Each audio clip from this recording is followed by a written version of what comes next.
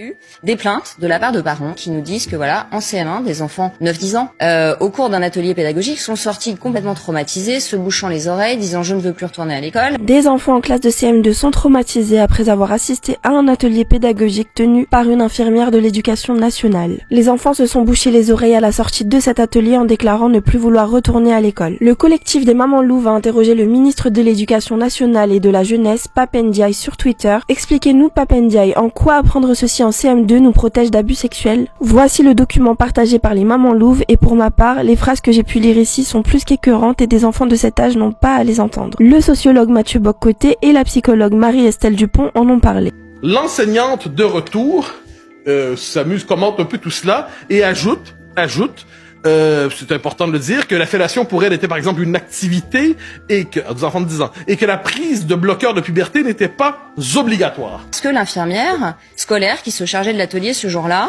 leur a expliqué que, je cite, et je m'excuse pour les personnes sensibles, pour le plaisir, une fille pénis du garçon, 9 ans.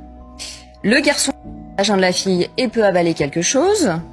Je tenais à vous dire que dans ce compte on parle certes d'actualité, mais on fera également de la prévention parce que je ne suis pas BFM TV et je pense que l'on doit rester vigilant car ce type d'événement devient de plus en plus fréquent, malheureusement. Alors dites-moi en commentaire ce que vous en pensez et abonnez-vous pour plus d'actu.